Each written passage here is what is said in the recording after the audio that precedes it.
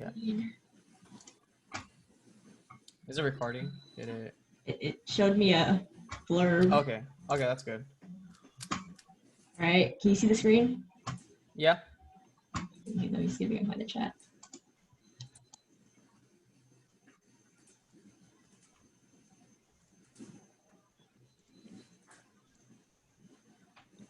All right. So we're going to start now.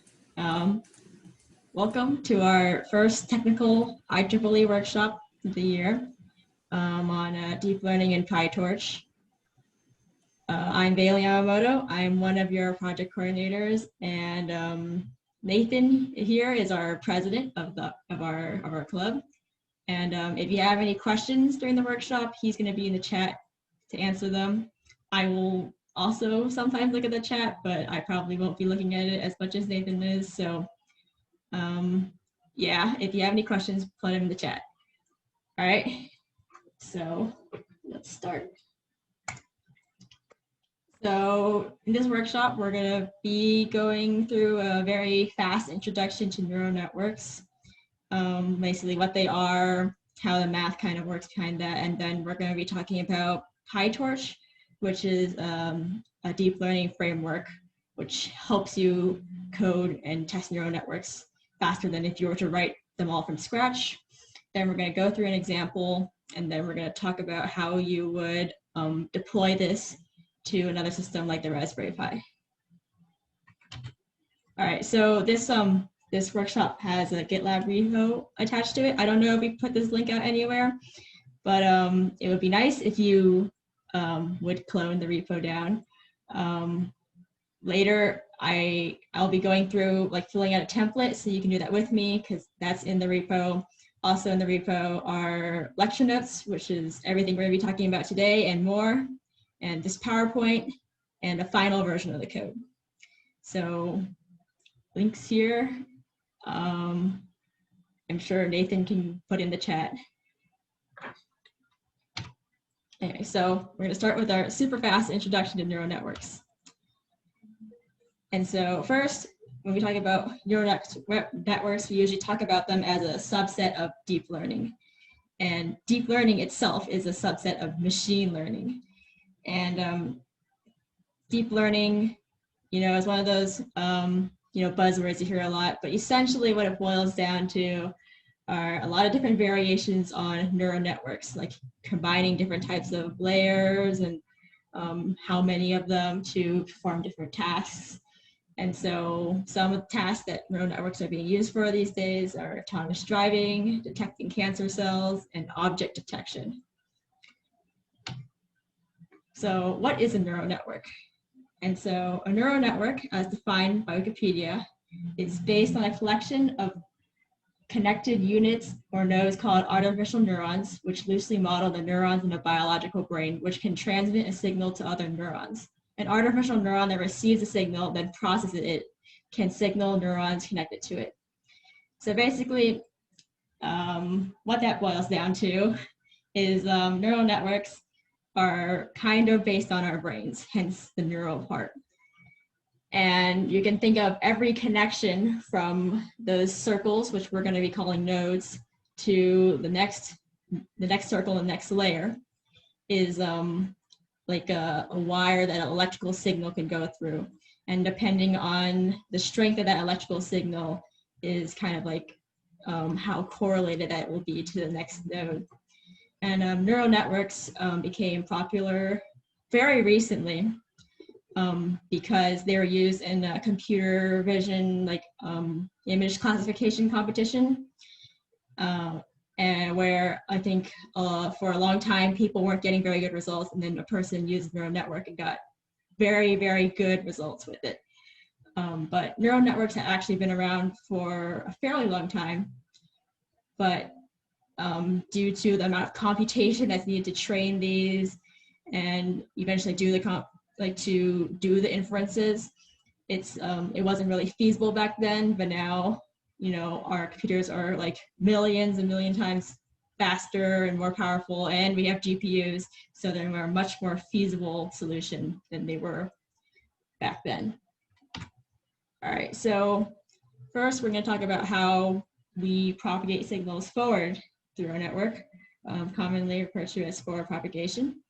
And so if you remember in the picture in the last slide, we had a lot of layers of nodes in which every single node in one layer is connected to the next, every single node in the next layer. And so we call those basically the strength of the correlation between each node and another node in the next layer a weight. And that indicates the correlation of that node to that next node. And so each node would then be a weighted sum of the inputs from the other nodes. And usually we kind of depict this as a matrix multiplication. And so here we have a much simpler picture of a neural network. And as you can see here, we have the dimensions of our layers. We have our input layer, then we have this middle layer, and then we have our one output. And so the hidden layer is just the weights, or the input multiplied by the weights. And similarly, the output is just the hidden layer multiplied by a different set of weights. So as we add more and more layers, if we were to do absolutely no processing on them, and we just did straight weighted sums through the network, that actually can be written as just one weighted sum. So why, do we have all these giant neural networks with a lot of layers? And the reason is because we do processing in the nodes in the middle. And so one way we do this is with activation functions. Activation functions are functions usually with domain of all real numbers, and that map those inputs to all real, any real number, and usually they're nonlinear in some way, so curved or bent, something like that. So probably one of the most famous of these activation functions, if you've ever done anything with neural networks, is this ReLU. And basically what that activation function is that if the input is less than 0, it's going to be 0. And if it's greater than 0, it's going to be whatever it is.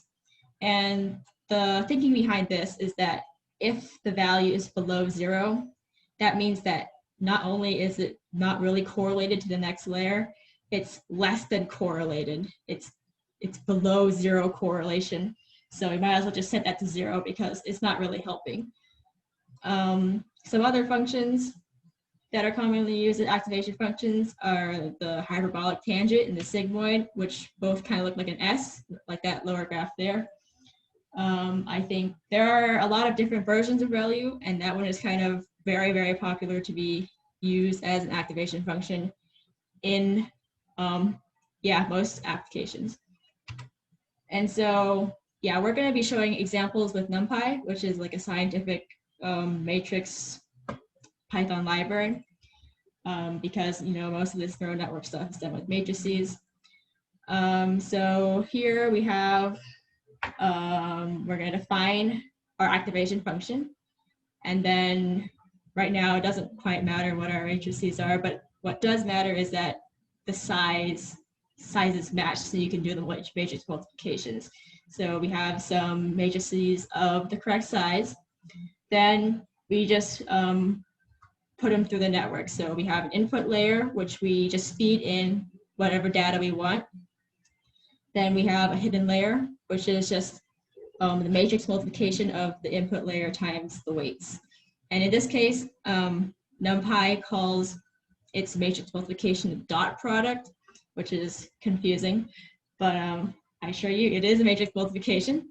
Then in the hidden layer, we do we apply our activation function, and then we will forward propagate that into our output layer by multiplying it by our weights. So after we propagate forward, we need to figure out whether we're correct and then how incorrect we are. And so a way that we evaluate how well a neural network is predicting is with a loss function.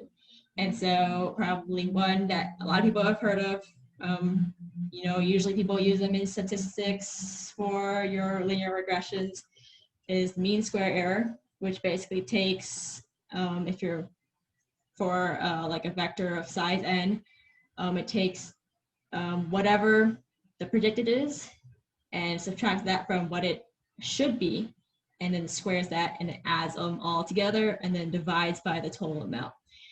And people like this function because if the error is very small, like it's a decimal, then that error is going to get smaller. You don't want to act too much on very small errors, but if the error is large, it's going to magnify them because if an error is large, you really want to go fix that. Some other popular loss functions, negative likelihood loss and cross entropy. And then, so now we have kind of a measurement of how well we did.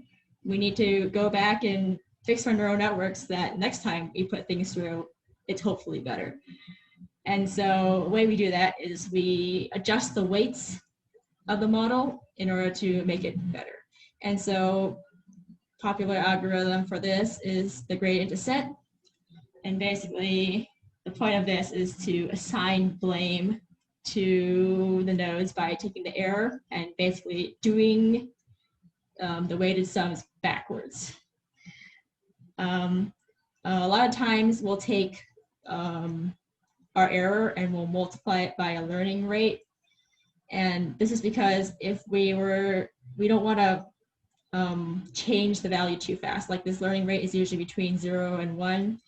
And so if, for example, there was a really out there point, we don't want the network to kind of coalesce around that one point because that one point may not be very indicative how the data set really is. And so on the bottom here, we have the equation for gradient descent. If you've taken multivariable calculus or gradients, that probably makes sense to you. If it doesn't, that's fine. I think when we get down to the code, it's really just subtraction and not a whole lot of this calculus stuff, so don't be too scared from this equation. All right, so here we again have our picture of our neural network. And so our error is calculated by our loss function f. And then basically what happens is we're going to multiply backwards, which is why we're multiplying by the transpose of our weights matrix C. And then you'll see we're multiplying by this ReLU derivative. And we didn't really talk about this yet, but if you were to do some processing in that hidden layer, sometimes some of those nodes would be set to 0, so they didn't contribute at all. And if they didn't contribute at all, they shouldn't be penalized for something they didn't contribute.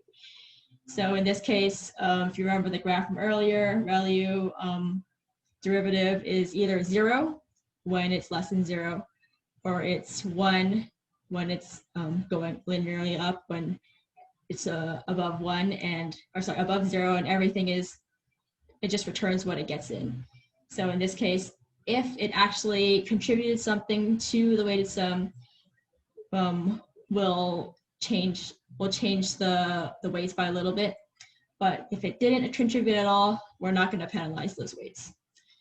And then we're going to multiply it by alpha, which is our learning rate between 0 and 1. And then we're going to subtract those from the weights. So here's an example in Python again. Here we have our derivative function, which returns 1 if it's above 0 and 0 if it's below 0 or 0. So here our error calculation is very simple. It's just what it actually is minus the prediction.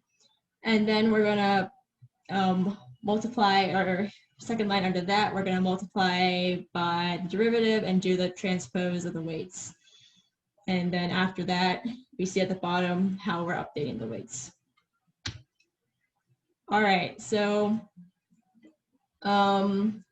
right before this, we've been talking about these layers where every single node is connected to every single other node in the next layer.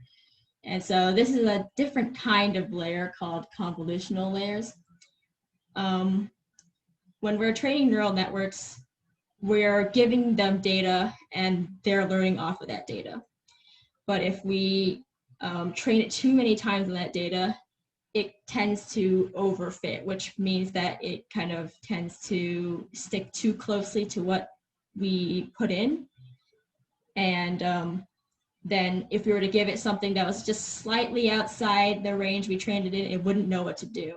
And so when we train neural networks, we're trying to hit that sweet spot of where it predicts accurately, but also can take in kind of slightly outside of where we trained it to give us a correct answer. And so when we do things that involve pictures, a lot of times we use convolutional layers to kind of mitigate overfit, because what convolutional layers are essentially a series of very small neural networks. Smaller neural networks are less likely to overfit than larger neural networks. So having multiple small ones definitely helps stave off the overfit. So you'll see in this image there is an input map, and then the filter, which we often call a kernel. And then that kernel will multiply against each square of the input map and map to a single output. And then the image will become smaller and a little bit more concentrated. And it will help stave off that overfit. When we do convolutional layers, we like to follow them with a nonlinearity, usually an activation function like ReLU, and then a pooling layer, which further kind of downsamples that output map a little bit more. And what pooling helps do is a lot of times, for example, if you're like looking for a dog in a picture, it shouldn't matter where in the picture that dog is. And so pooling makes the network a little bit less dependent on the location of where that feature is you're looking for.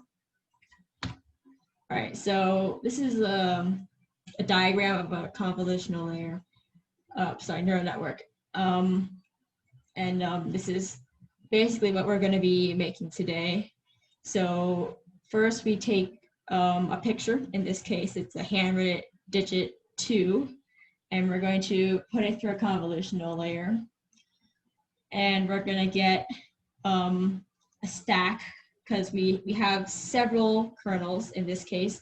And so we're going to have several kind of output images. Then we're going to apply our activation function to this layer, and then we're going to pool, which means we're going to get even smaller pictures. And in this case, they're going to do it once more, but we're not going to do that. But in this case, there is another convolution in pooling. And then we go into like that very commonly depicted every node connected to every other node, fully connected layers that you often associate with a neural network. But before that, we do have to flatten them, because right now they are, like 2D images and then a bunch of them. So it's almost like a 3D object. We just smash that down into a one-dimensional vector, and then we will propagate through the linear layer we talked about earlier. All right, so now that we've talked about all the math, we shall talk about frameworks. And in particular, we'll be talking about PyTorch. And so PyTorch is a deep learning framework. A framework basically helps hide the complexities a little bit of all the math that you saw earlier. Because if you were to add another layer, you don't want to go through and add all that math to propagate forward and then all the math to propagate backwards. So in these frameworks, basically they have classes and functions that help you do that without you having to write all that code. And especially if you want to use GPUs, having a framework like PyTorch definitely helps, because it definitely gets a little bit tedious to do things with GPUs. And so from their docs, PyTorch describes themselves as a Python-based scientific computing package targeted at two sets of audiences: a replacement for NumPy to use the power of GPUs, and a deep learning research platform that provides maximum flexibility and speed. And so one of their kind of selling points is dynamic computation graphs. That's okay if that means absolutely nothing to you, but that's kind of a feature of PyTorch. These frameworks, like they do all the backpropagation for you. And so when you for propagate, they need to figure out how everything is connected so that when they go backwards, they know what to change and what's connected where. And so in this case, PyTorch only figures that out and makes that graph when you run the model. And lots of other older frameworks like TensorFlow use static computation graphs, which means that they do it before you run the program. They will create those graphs for you. And I think you can kind of compare this to dynamic versus static typing. A lot of times static typing will be faster than your dynamically typed languages. And similarly, TensorFlow is a little bit faster than PyTorch, but PyTorch does have a little bit more flexibility in what you can do with their models. And so here are some important PyTorch libraries just to get you started. We have our torch.nn, which kind of contains all of our layer classes and our container classes. And so, for example, like the ones we're going to be using today, linear and convolution, and lots of other ones that we're not going to be talking about today, and containers, which are basically how you combine those layers together. So in this case, a sequential, which you just list a bunch of layers and they'll just smash them together in the order you list them, and the module, which will give you more freedom to write your own model.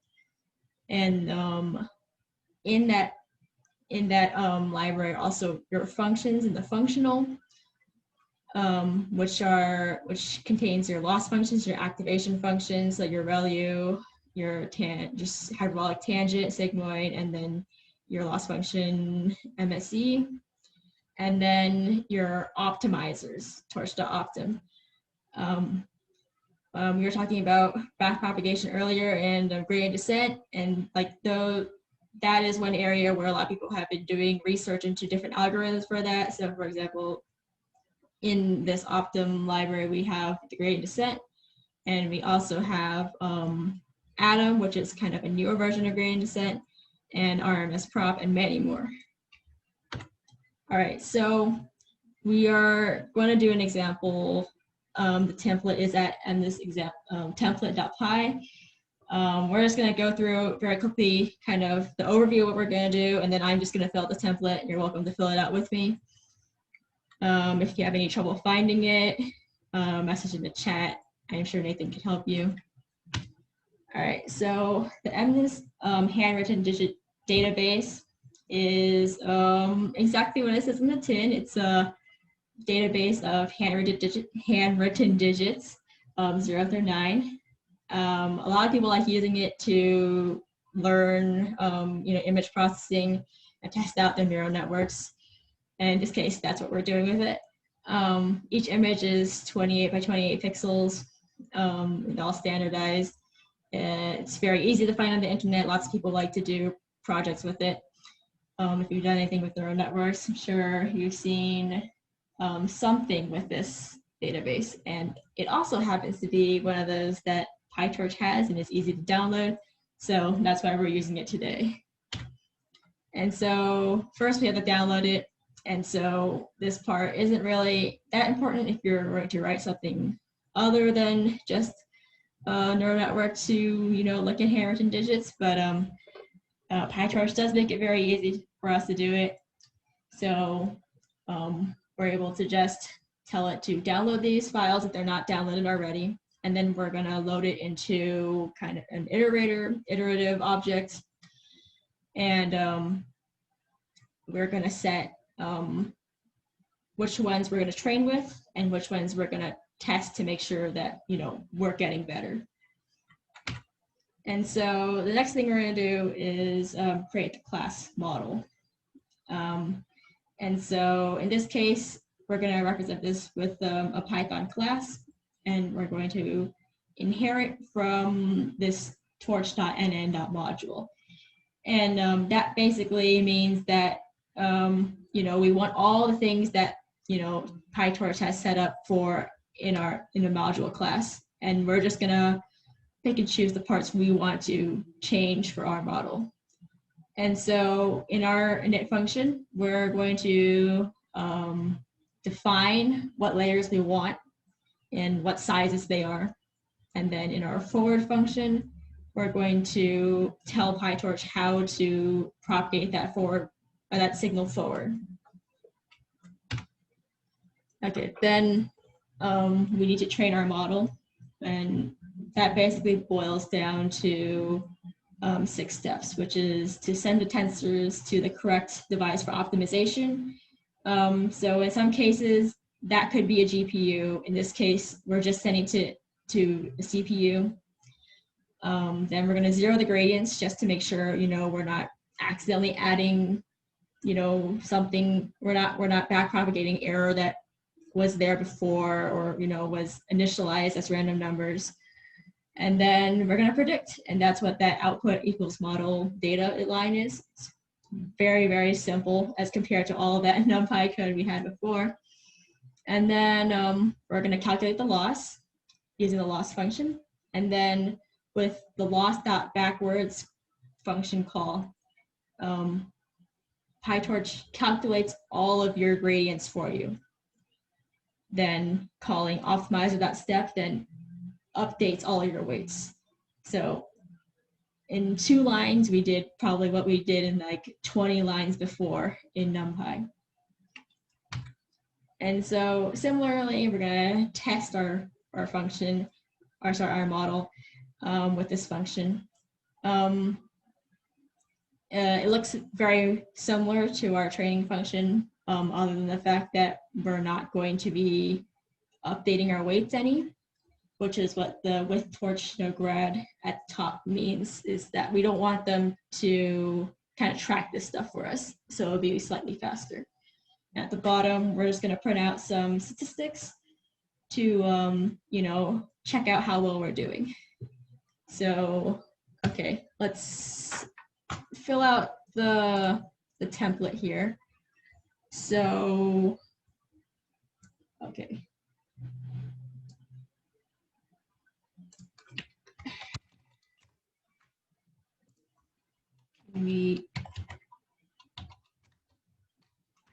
Okay, so I'm gonna start the final version of this just so we can see the output,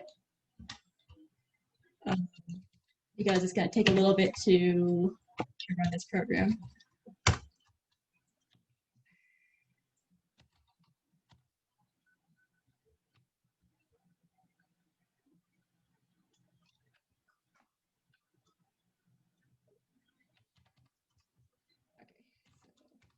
I need a new version of this.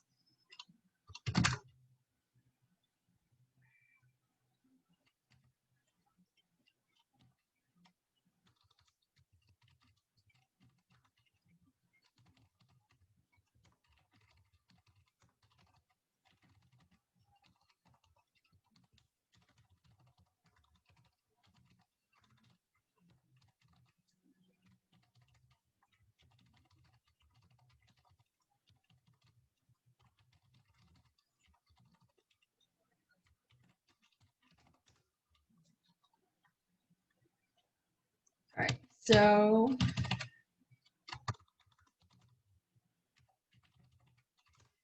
in our repository here, we're going to be filling out our template file. And so basically what we're going to be doing today is we're just going to be filling out this part here.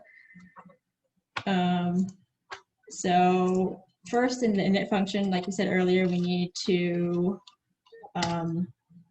define what layers we want. So we're going to make a convolutional layer.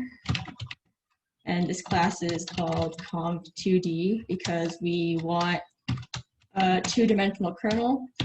So there is such thing as a conv1D, in which case your kernel would be like just a kind of a straight line across your image. Then we're going to create a pooling layer.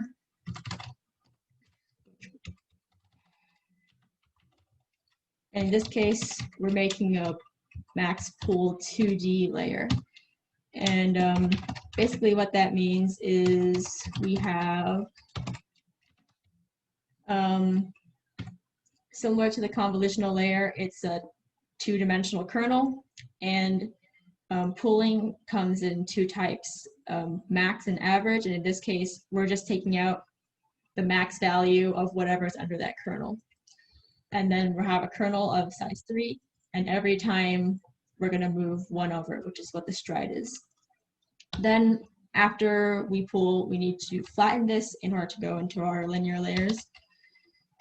So we're going to create a flatten layer. There are ways to flatten tensors in PyTorch, but they do give us this layer, so it is a nice way to do it. Then we're going to create our fully connected layers.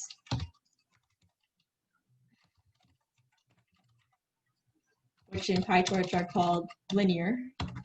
Then you have to specify how big the input is, and then how big the output is.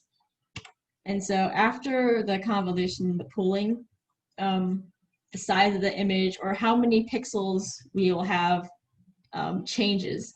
And so the equations on how that size changes can be found in their documents. So you just go through their docs, find the equation, just kind of fill in your height and width of your original image, and then it'll give you how many pixels your output will be. So that's how I got 16 times 24 times 24. And so our second linear layer is connected to this first one, so our input is going to be 100 long, and then we're going to output 10 because there are 10 digits. Basically every spot in that array is going to be probability that is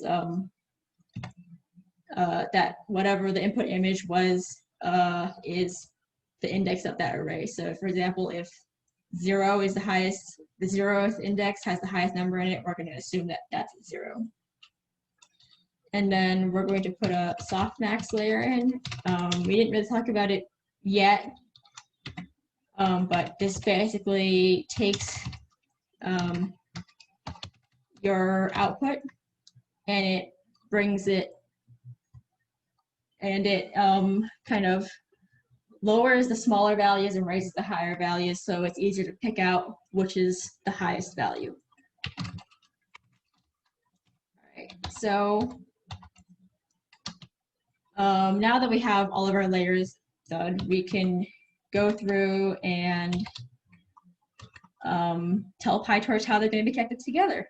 So in our forward, we're going to get an input called x, and we're going to immediately feed that into our convolutional layer. So self.conv is what we call our convolutional layer above, and then we're going to feed that x. And if you remember earlier, we talked about how we have a convolutional layer followed by a nonlinearity followed by pooling layer, and so we're going to use the function ReLU, and we're going to apply that to the output of our convolutional layer. And so after that, we want to go put that through our pooling layer. In this case, we don't need to put that through an activation function of any kind, so that's just going to be self.pooling. And then we're going to feed it the output from our convolutional layer, which we've called conv layer.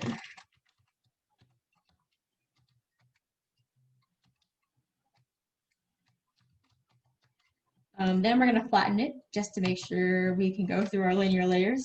So self.flatten, and we're going to feed it the output of our pooling layer.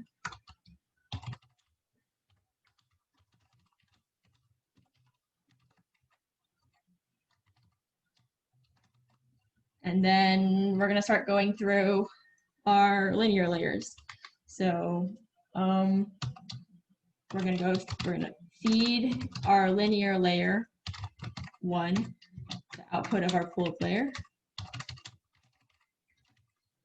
But we also want to put this through an activation function. So we're also going to use rel in this case.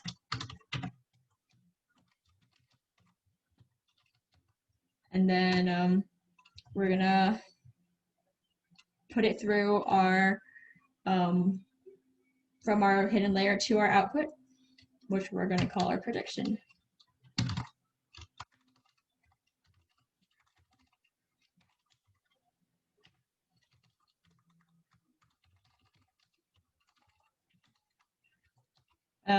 Yes, and then this terribly named second prediction is where we're going to use the softmax layer to help us pick out which index has the highest value in it. And then we're going to return prediction. So that is basically how to write your basic PyTorch module. Anything you do will be very similar to this. And so now the only thing you have to do is test it. And so let's check up on what we were doing before. All right. So as you can see, basically an epoch is kind of every go. We go through the entire training set, then we test it on the testing set to get us these statistics, and then we're going to do it again. And by going over the data multiple times, we're able to learn more off that data. So every epoch is every iteration over that data, and you can see that the accuracy is getting higher and the loss is getting lower.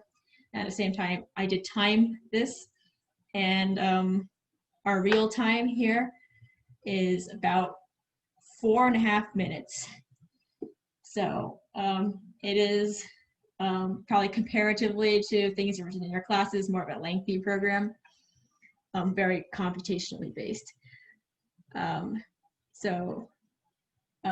did, let's see, I think we produced a graph off of this. You can see this. So the top is the accuracy and the bottom is the loss. And so you can see how as we do more epochs training, the accuracy goes up towards 100, and as we do more epochs, the loss goes down towards 0, which is what we want, which means we did good. All right, back to our PowerPoint. All right, so now that we have kind of an understanding of what is PyTorch, what is neural network, how to write PyTorch, really cool if we could use neural networks in projects. And since we're the IEEE, we like Raspberry Pis. So, why not try to put this in the Raspberry Pi? So PyTorch has this really nice pickling system. Pickling is where you take data structure and you save it in a binary file for you to read into a program somewhere else. So in this case, usually you want to pickle the state dictionary, which is all the weights. And so that's better than pickling the entire model, which is also an option, but that takes more memory. And is not strictly needed all the time. So just doing the state dic is usually okay. And you'll save the pickled weight somewhere, and you'll move them to wherever you want to deploy your model. You also need to have the model class wherever you're going to be deploying this.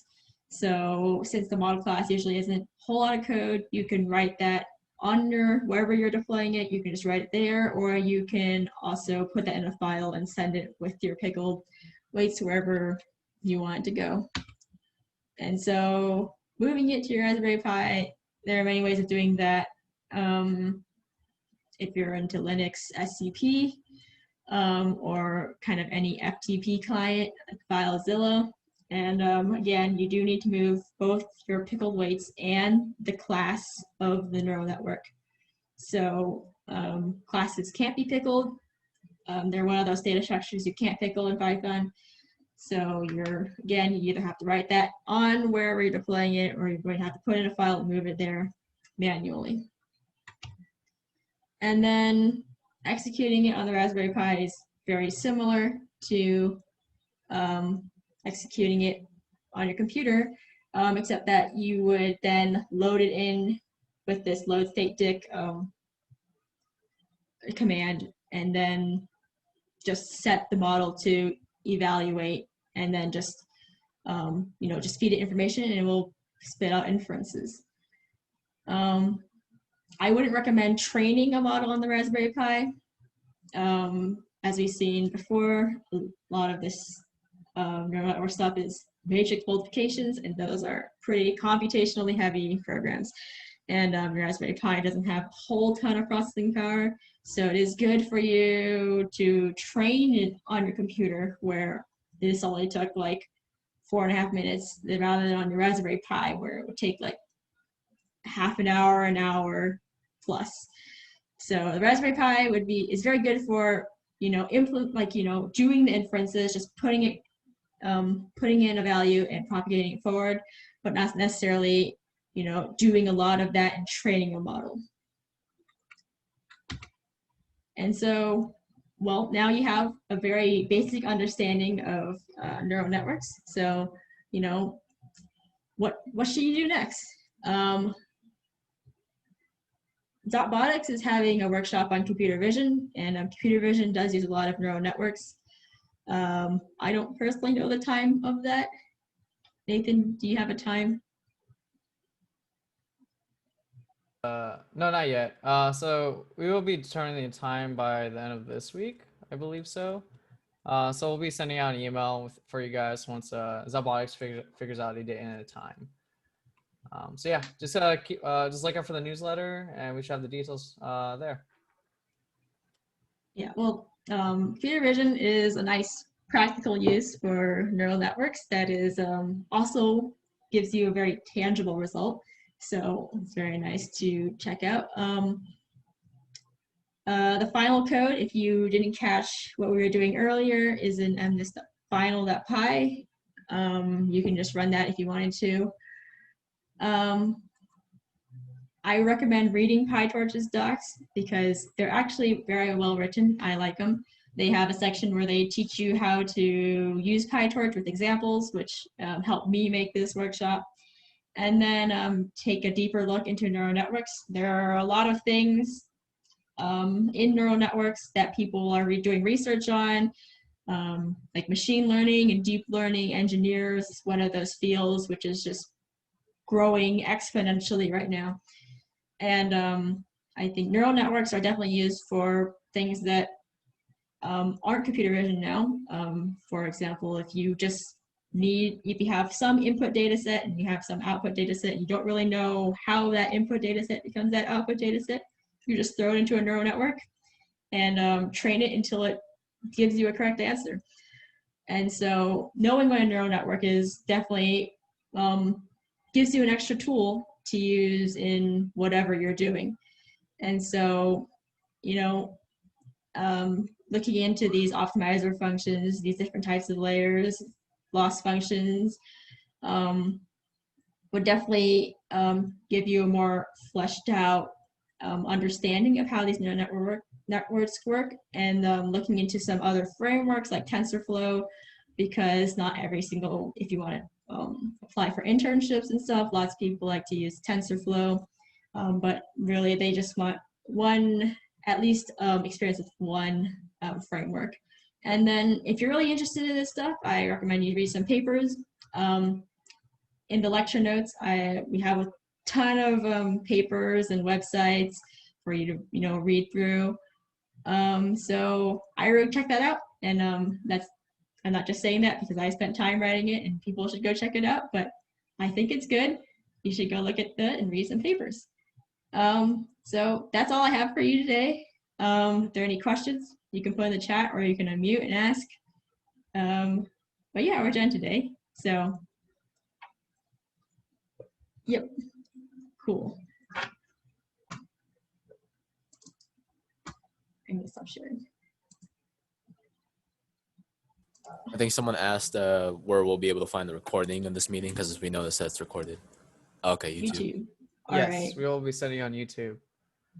Like, favorite, and subscribe.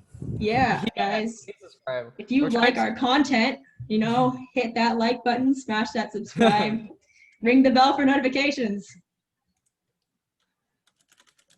Yeah, thank you guys for presenting. Oh yeah, of course. Good job, Valen. Yeah. Do we have like a post workshop form that people are supposed to fill out? No? Oh yeah. So I'll be sending out I'll be sending out a feedback form for you guys pretty much by the end of this week, just so you give us feedback on what we could have done better. But yeah, definitely look out for that. Just one comment that I want to make is AI is actually in an interesting place right now, and becoming a machine learning engineer is actually a really popular occupation that a lot of companies look for nowadays. Back in 2018 till now, being a machine learning engineer is actually one of the top 10 jobs. Yeah, Alibaba Intelligence is one of them actually. So so I definitely recommend checking out what it takes to become a machine learning engineer in general. And another note that I want to add is that reading the literature for machine learning or deep learning in general is actually really important. You may understand how all these frameworks work, but if you don't understand the literature, then there's then it may be hard for you to develop your own algorithms or your own neural network. When Valen talked about convolutional neural networks, there are a variety of convolutional neural networks. The first one being in 2012, and even now, people are still trying to make new convolutional neural networks for their applications. So definitely read the papers. I definitely think it's great. If you don't understand it, that's totally fine. Just write it down and search it up on Wikipedia or read some books on it. Or you can hit us up in Discord. Yeah, hit us up on Discord. There were some articles I actually found and I thought were really interesting, and I put them in an interesting read channel. I'm trying to do that at least once a week, but definitely check it out. See what's happening in the machine learning field. But yeah, that's all I pretty much have to say. All right. So question about convolutional layers. So a convolutional layer is kind of like a lot of smaller neural networks. So if you remember the beginning, we had the picture, we kind of had pictures of larger neural networks, but just imagine convolutional neural networks as a lot of smaller neural networks. And so those are able to do a few things. And one of them is that they're smaller, which means that they're less likely to overfit. And that's kind of very, top level theoretical. But also they're able to pick out kind of smaller, image, parts of that image just by taking that small area. So for example, kind of like that swoop at the top of the two. So if you had a convolutional kernel that was kind of looking for that, it can just kind of hone into that one feature instead of this large kind of fully connected layer. Hopefully that answers that question. Oh wait, did you also just define what a pooling layer does? Oh, pooling layer. Pooling layer basically is it picks out kind of the most representative of a small area, just to kind of condense the information a little bit more, and that helps kind of get rid of the noise a little bit and focus the data. So in this case, we're using a max pooling layer. So imagine like a 3x3 matrix, and then just like pick out the largest value as the most representative of that section.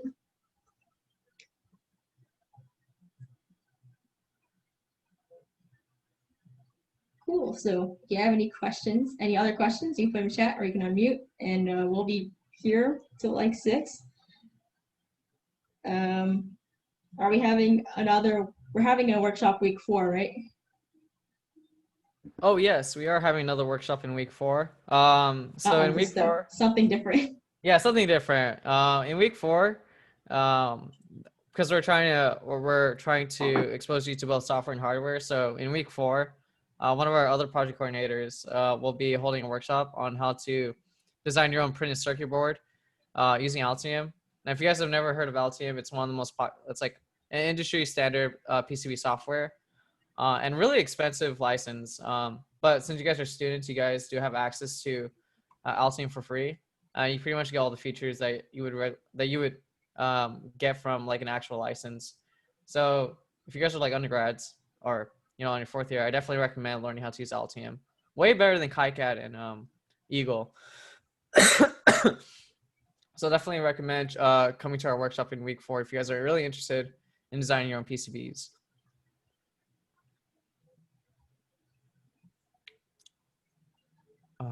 But yeah, does anyone else have any other questions? Hey, I had a kind of a clarifying question. First off, great presentation. It was very informational. I was wondering about the specific example that you showed that took like around 4 minutes, right? Yeah. I wanted just to clarify, was it running like that, like the number, the handwritten numbers example, or like, okay, that. Yeah, so it was running the thing that we were writing at the same time. Okay. Yeah, that was basically just to kind of show that the training part does take a bit of time. Usually you would probably do it a lot more. So a lot of times you hear about people training neural networks and they're like, oh, I just like left it on overnight or something like that. So, I mean, even on the computer, this does take a bit of time, which is why I just don't do it on your Raspberry Pi. But yes, it was the handwritten digits. Okay, cool. And I was also wondering, in that case, what the significance of the loss value would be. Like, is it just inaccuracy in picking up what the actual digit is, or like, how does that work? Yeah, so in this case, basically we know already what the answer should be. So we're putting through something like an input we know, and we're expecting a certain output. And so when that output doesn't match, we calculate using our loss function kind of a measure of how off it was.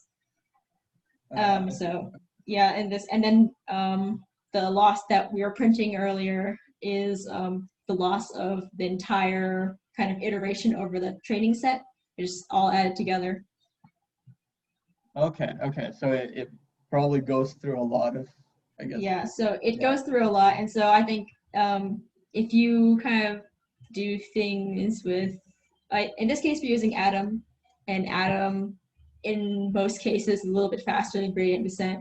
So I think if you were to swap out Atom with gradient descent, you would see that the error initially would be a lot higher than it was in this example.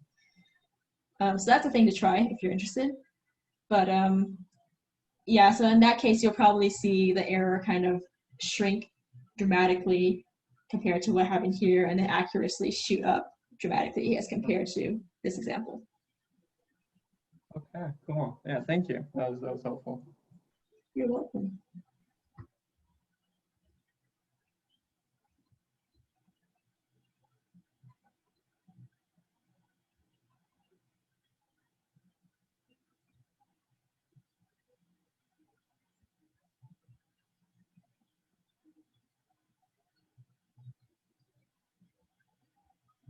All right. Well, I guess I'll be leaving. I'll see you guys next workshop for sure. All right. I hope to see you there. Bye-bye. Oh, and then there's the 5 of us. All right. Thanks, All Alan. right. Good job, Alan. Oh.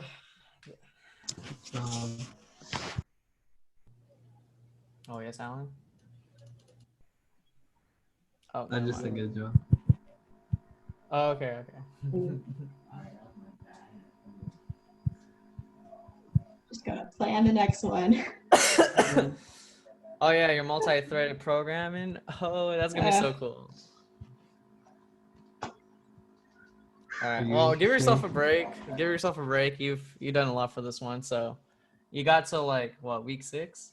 Yeah, week Yeah. no, week 6. Yeah, week 6. Yeah, so. week 6. So you got a lot of Is time. it only week 2? Yeah, it's only week 2 right now. Yeah. Feels like I've been at Kinda school for burnt so out. long. Honestly, it still feels like I'm in break right now. Yeah. Okay. Oh, I should stop recording. You want? Oh, you're right.